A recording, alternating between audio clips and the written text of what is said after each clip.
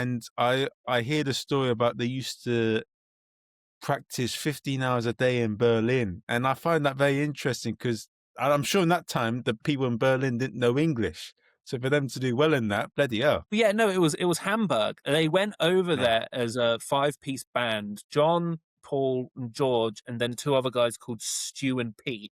And they would play like 15 hours a day in basements as well.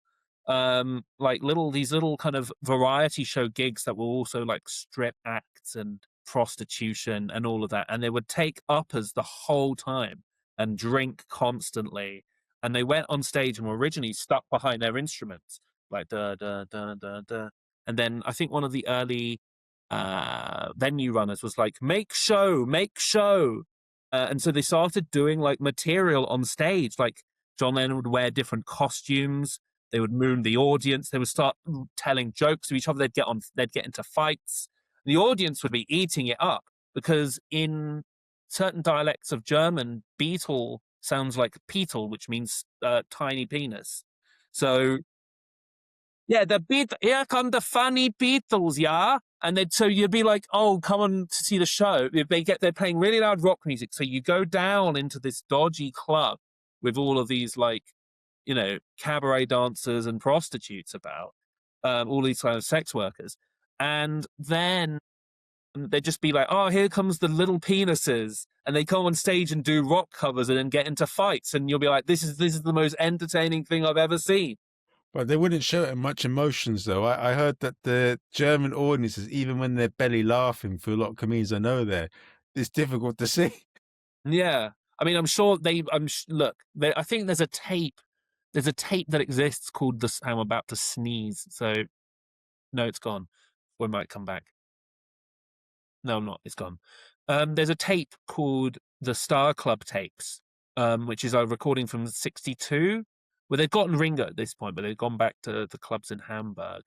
And you can hear on the tape John Lennon shouting abuse at the crowds for not reacting. So yes, in short, it's a universal experience, I think, immobile German crowds. Yeah, that's so brilliant, man. What was the bit I want to get at? No, there's a bit that.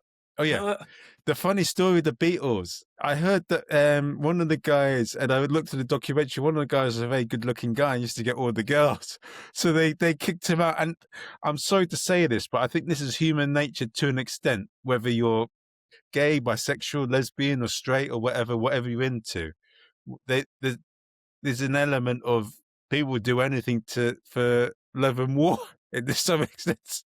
Yeah, and that was I mean, that's why there's so many comedy sex scandals. I think there's all kinds of drama with.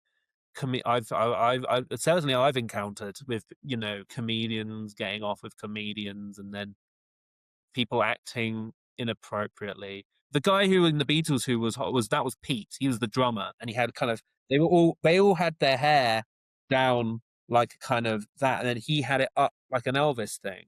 And he had curly hair like me, so that he couldn't get it styled down in the kind of French existentialist mop top. And then he couldn't play on rhythm. So George Martin, the comedy guy, was like, "We need to. I'll get a new drummer in. I'll get a new drummer in." And the Beatles went, "No problem, Pete, you're out. Ringo, you're in. Get in." And then George went, "No, I said I'm bringing in the guy. I'm bringing in a new guy. You just got rid of a quarter of your band because you misheard me." So on the first Beatles album, like Love Me Do, that's the first song that's on the album. Ringo is stuck playing tambourine in the corner while this guy called Andy White that George Martin brought in is playing the drum. So in the first Beatles album, Ringo is not the only drummer because the Beatles misheard what George Martin was saying and then kicked out Pete Best. Oh, okay. That's brilliant as well.